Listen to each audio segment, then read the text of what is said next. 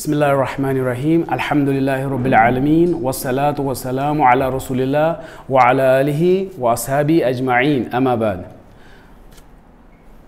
आज का टॉपिक है सीरत में रसूलुल्लाह सल्लल्लाहु अलैहि वसल्लम के ज़माने में जब उसका जन्म हुआ और जब वो रसूल बने।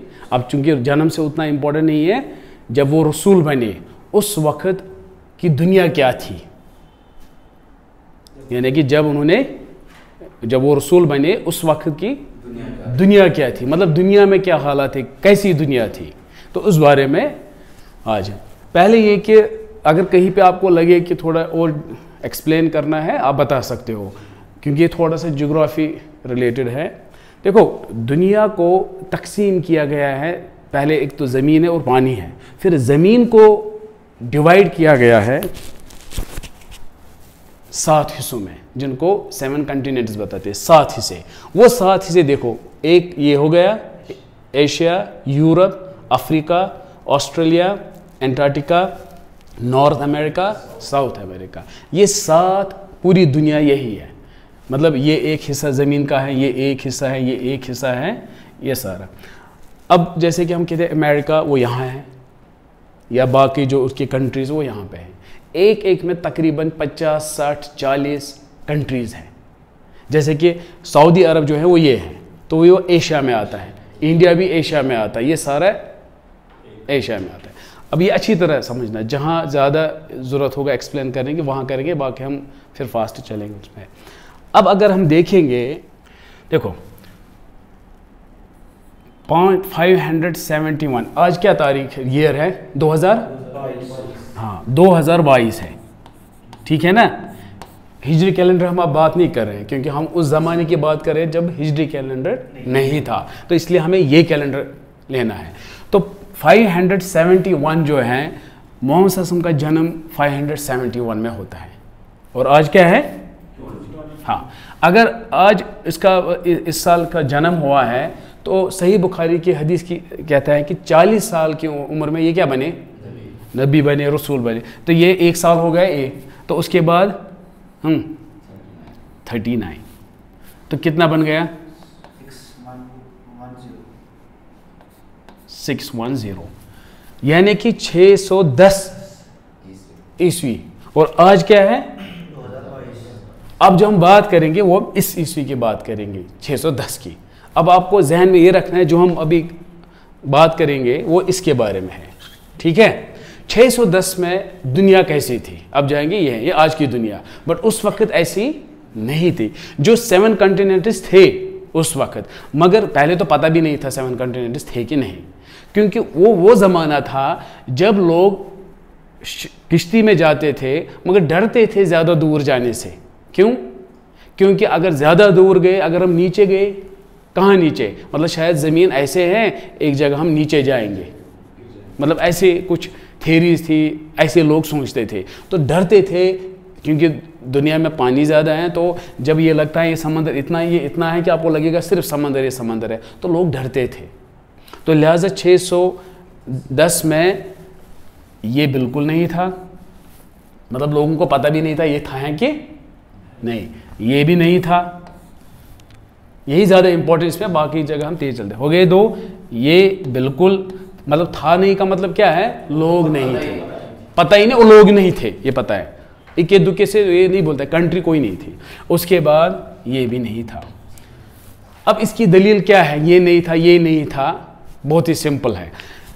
एक शख्स है, वो इटली का था, इटली, उसका नाम है क्रिस्टोफर कोलंबस। ये देखो, ये था वही जो मैंने 2 काटे, थोड़ी सी ज़मीन, ये समंदर है। तो ये भी लिख सकते हो बाद में, जो ये शख्स है क्रिस्टोफर कोलंबस, इसने अमेरिका को डिस्कवर किया, निकाला, कब, 1492। अब खुद सोचो, तब तक पता ही नहीं था लोगों को अमेरिका है, ना लोग थे ना कुछ थे, ज़मीन थी वहाँ पे।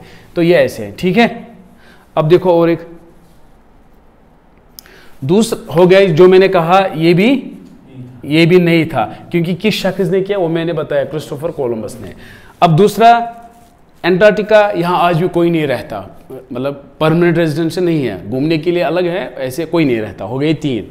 ऑस्ट्रेलिया, ये है विलियम यनसून, ये जो है जे इसको ये क्योंकि ये स्पेलिंग है डच की।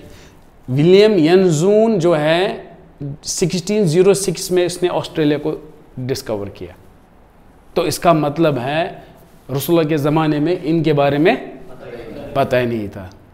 ठीक है, तो सारी पॉपुलेशन उस वक्त यहाँ रहती थी, एशिया, यूरोप एंड अफ्रीका। ठीक है, उसके बाद अब हम देखेंगे इसके बारे में कि उस वक्त कौन कौन, ये हो गया दुनिया उस वक्त, तो कौन कौन सी दुनिया थी उस वक्त? हाँ, यूरोप, एशिया और अफ्रीका, बस यही। अब देखेंगे हम इसमें पावरफुल कौन कौन से थे, पॉलिटिकल पावरफुल। उस वक्त कंट्री नहीं होते थे, बहुत एरिया को कब्जा करते थे। तो उस ज़माने में 2 पावरफुल होते थे। उसके बाद हमें शरह करनी है कुछ आयतों को, इसलिए ये ज़रूरी है। उस वक्त के जो पावरफुल थे 2 थे। एक था जिसको फारिस बोलते हैं, मैं अरबी भी बताऊंगा, और ये ताकि आप लोग फिर चेक भी कर सकते हो इस्लामिक सोर्स से भी और ये नॉन इस्लामिक सोर्स से भी। उसमें है फारस और रूम, 2, उसको फारस बोलते हैं और रूम। थोड़ा सा इसमें ये कहूँगा, देखो एक था, मैं लिखूंगा यहाँ पे पर्शियन एम्पायर, जिसको अरबी में लिखूँ कि ये ठीक है, पर्शियन एम्पायर और रोमन एम्पायर था 2। तो रफली मैं बताऊंगा, ये जो ऐसे एरिया है, एक ने ये लिया, एक का ये था, दुनिया 3 ही है ना। हाँ, अब सिर्फ इनका कंट्रोल कभी यहाँ होता था, इसका कंट्रोल यहाँ, मतलब ना एक एक समझो गवर्नर वैसे, थोड़ा ज़मीन यहाँ, क्योंकि यहाँ ये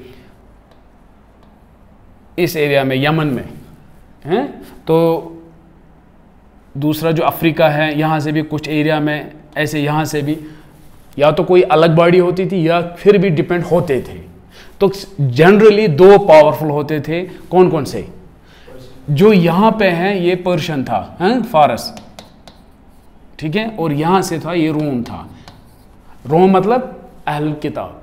इसीलिए जो यहाँ से एरिया है, जो मस्जिद अक्सा है, वो कहाँ है? यूरोप साइड से, ठीक है ना। तो ये किन का था? रोमियो के पास था, वो पर्शियन के पास था। ठीक है, अब देखिए कुछ हालात ऐसे थे उस ज़माने में 610 में कि जो रोम है उसको आपस में ही कुछ अंदर कुछ फितना फसाद हुआ, जिसकी वजह से रोम को 2 हिस्से हो गए, पॉलिटिकल पावर को तकसीम हो गए। कैसे? जैसे कि इंडिया पाकिस्तान को तकसीम हुआ, ऐसे इनको भी हुआ अंदर से। एक को कहते हैं जैसे कि मशरिकी और मगरिबी। मशरिक यहाँ से है, ये क्या है? मगरिब। तो हम ये कहेंगे एक क्या है? रोमन एम्पायर जो है, एक को कहा उन्होंने eastern, eastern Roman empire, western Roman empire. ठीक है, हो गए 2, तो 2 हिस्से हो गए। तो आहिस्ता आहिस्ता फिर एक ही रहा, ये फिर खत्म ही हो गया और ये बच गया, ईस्टर्न रोमन एम्पायर। इस ईस्टर्न रोमन एम्पायर को दूसरा नाम भी है बिजेंटाइन एम्पायर, हैं, बिजेंटाइन एम्पायर। ये खत्म हो गया। अब अगर हम कहेंगे बिजेंटाइन एम्पायर, असल में ये रोमन एम्पायर भी कह सकते हैं, मगर इसका असल में क्या है? ईस्टर्न वाले को कहते हैं। और इस बिजेंटाइन एम्पायर को अरबी में कहते हैं बिजेंटीनिया। अल, ये पढ़ा है? बिजेंटीनिया। तो अगर आप कभी पढ़ोगे ये मशरिकी रोम या रोम, तो कभी रोम जल्दी में बोलते हैं, या मशरिक या बिजेंटीन, ये एक ही है। ये तीसरा नाम क्यों है? क्योंकि अलग अलग हुए थे, इस वजह से फिर ये इसका नाम भी है। और इनके लोगों को कहते हैं, जैसे कि हदीस में बनु अस्फर, ये थोड़े येलो कलर के जैसे दिख रहे थे लोग ना, बनु अस्फर या रोम। अच्छा, और एक कौन था? फारस। हाँ, यहां तक ठीक है। अब जो रोमन एम्पायर है, ठीक है, इस रोमन एम्पायर में क्या क्या एरिया था? इसका इजिप्ट था जो यहां पे है तकरीबन, हैं, क्या था इसका? इजिप्ट आता है, लेबनान आता है, इसराइल, फ़लस्तीन, Cyprus, Turkey, Greek, Italy, Tunisia, upper Algeria, मतलब ये सारा इसका था। और इनका मजहब क्या था? क्रिश्चियन। कौन? रोम। ये थे क्रिश्चियन। इसकी कैपिटल कहाँ थी? इसकी कैपिटल थी उस वक्त टर्की में, जो आज टर्की है वही एरिया में इनकी कैपिटल थी, जिसको अंग्रेजी में कॉन्स्टेंटिनोपल या अरबी में कस्तंतीन कहते हैं। ठीक है, कस्तंतीन कहते हैं। ये समझ आया कैपिटल कहाँ थी? अब सवाल है किन का खानदान राज करता था। अब हमें काम है इससे, क्योंकि रसूलुल्लाह को फिर इनके साथ डायरेक्टली इनडायरेक्टली डील। उस वक्त क्योंकि ये बहुत सालों से इस पर राज करते थे, उसमें एक खानदान था जिसको कहते हैं जस्टिनियन डायनेस्टी। जस्टिनियन डायनेस्टी मतलब ये खानदान है, ज़्यादा हम इसमें नहीं जाएंगे। एक खानदान है जिस खानदान ने राज किया। इन्होंने कब किया? 518 से लेकर 602 में। हैं? मतलब ये खानदान, ये आगे ना क्लोज, ठीक है। उस 602 मगर रसूलुल्लाह कब रसूल बने? 610 करीब आ गए। हाँ, ये मैंने इसलिए थोड़ा आप फिर पढ़ सकते हो। जस्टिनियन डायनेस्टी तो मगर इसको बोलते हैं जिस्तनियान। जिस्तनियान बोलते हैं उसको अरबी में। तो आप ये जिस्तनियान के बारे में फिर देखोगे। और इस जिस्तनियान में इनका जो एम्परर था उसका नाम था मूरिस।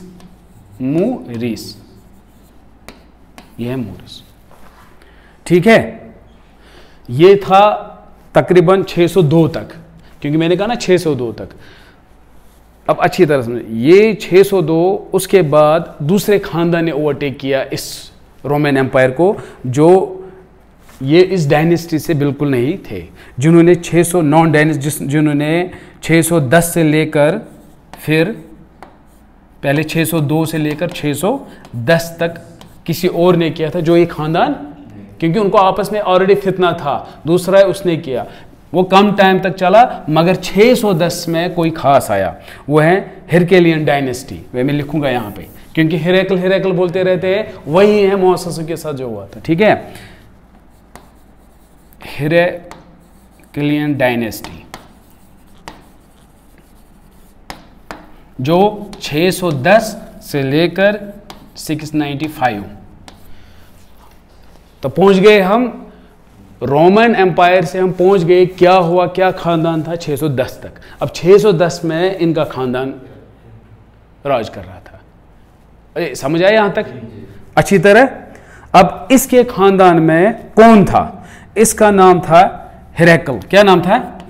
हिरकल, ठीक है। या इसको अरबी में मगर हिरकल नहीं, काइसर बोलते हैं, ठीक है। और इसका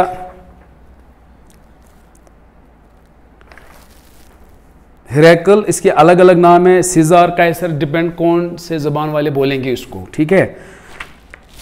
ये ठीक है, बस यहां पे हमें स्टॉप करना है। फिर हम जब कहेंगे इसके साथ काइसर तो पता चलेगा ये है। क्लियर? हाँ। अब देखो, अब दूसरा क्या है? दूसरा है फारस। रोम किया ना, अब फारस है। फारस जो है उसका एरिया क्या क्या था जिन्होंने कब्जा किया था? इसमें था ईरान, आर्मीनिया, अजरबैजान, यानी कि ये सारा एरिया यहाँ से।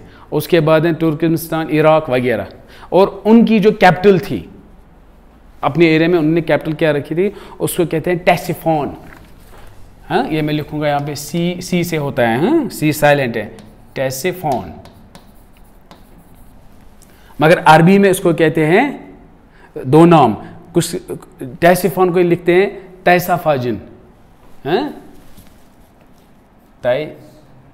तैसाफाजिन,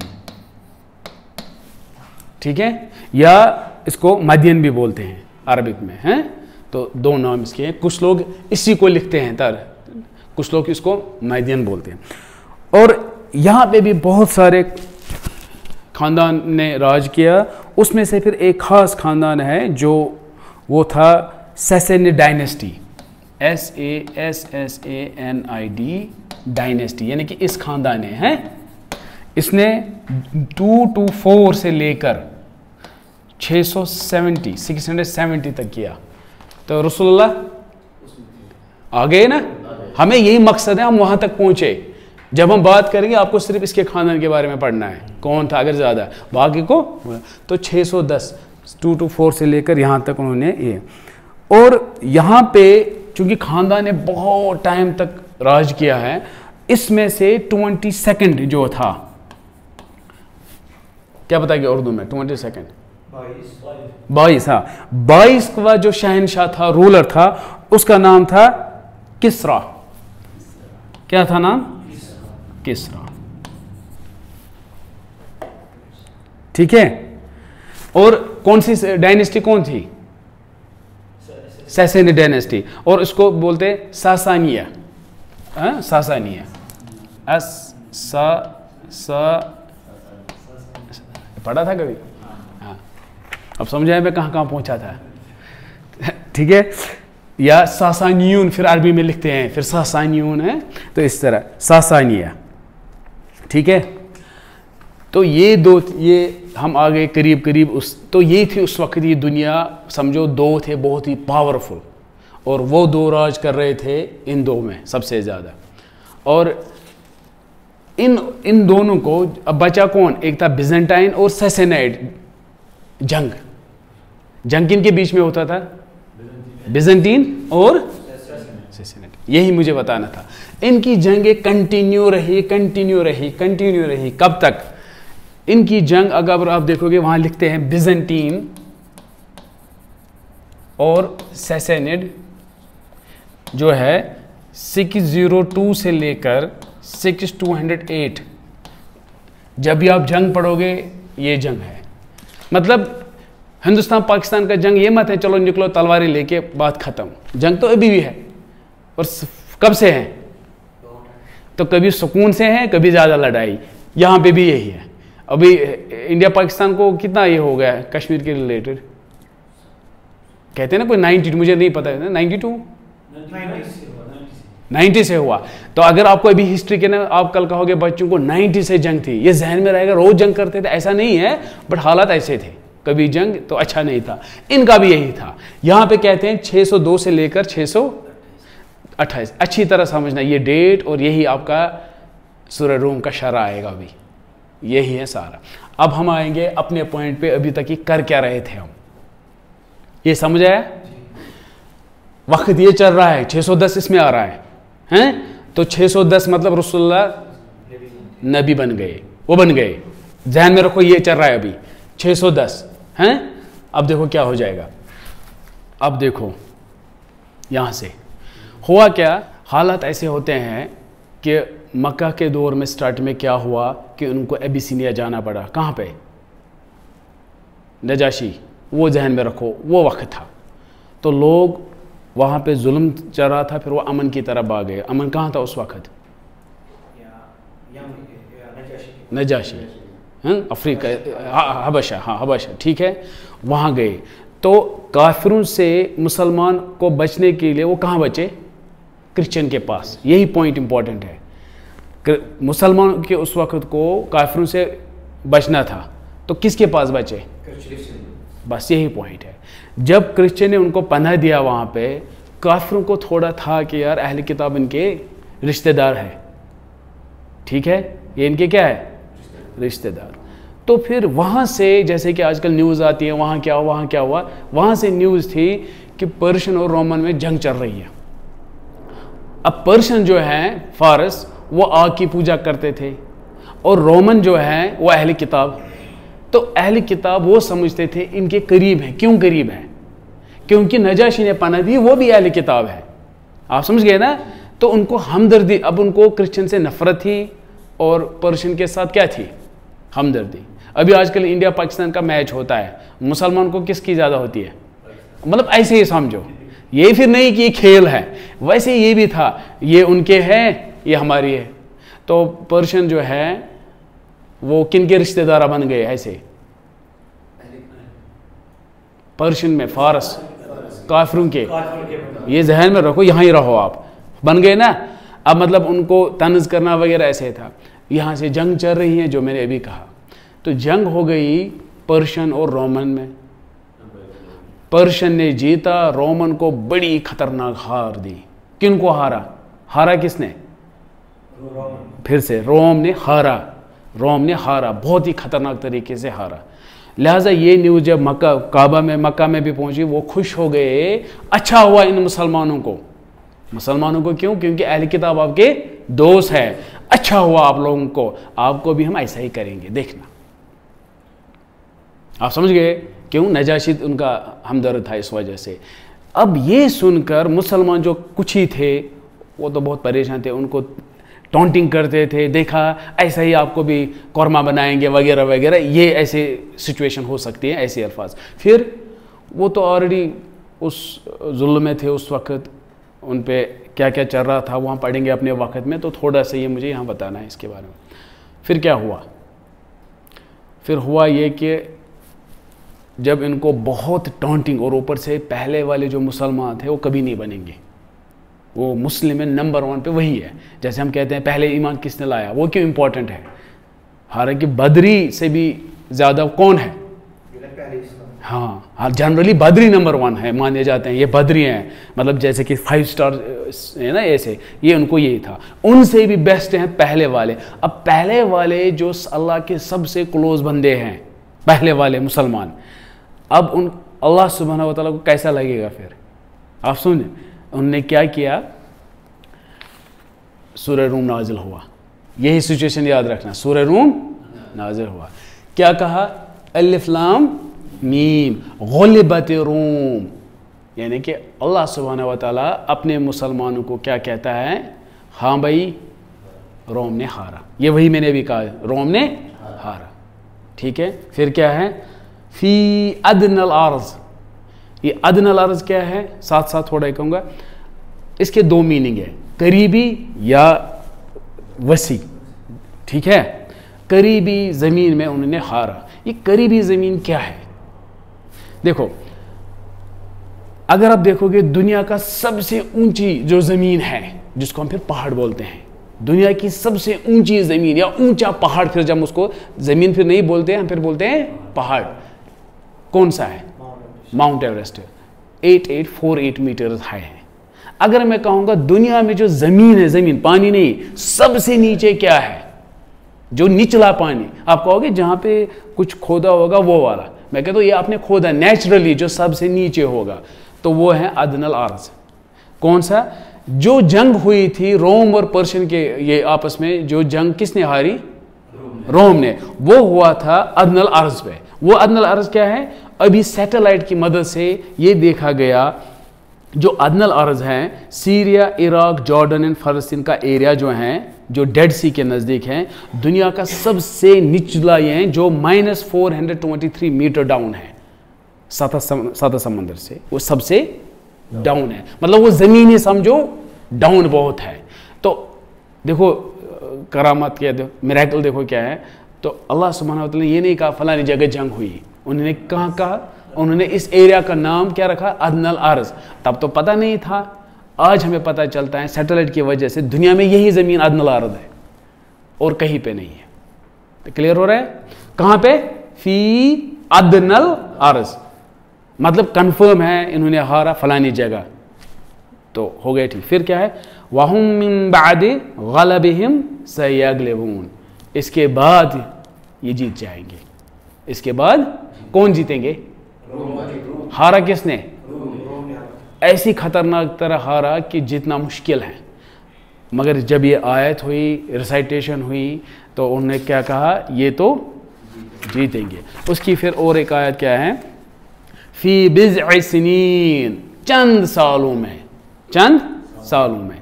तो ये चंद जो हैं बिज़, ये हदीसों से भी पता चलता है, ये मानते थे ये 3 से लेकर 9 तक जो नंबर हैं, हम कहते हैं चंद, मगर उनके लिए चंद के लिए वर्ड था 3 से 9 तक ये चंद बोलते हैं। जैसे कि वाहिद, इस्नान, जमा। फिर जमा में अलग अलग, फिर हम पढ़ते हैं नहू में भी अलग अलग है, यहाँ से यहाँ तक एक रूल है, यहाँ से यहाँ तक एक रूल है। तो बिज़ा बोलते हैं चंद को, जो फिर अरबी में 3 से 9 तक माना जाता है। तो बिज़ा का मतलब क्या है? अब 3 से 9।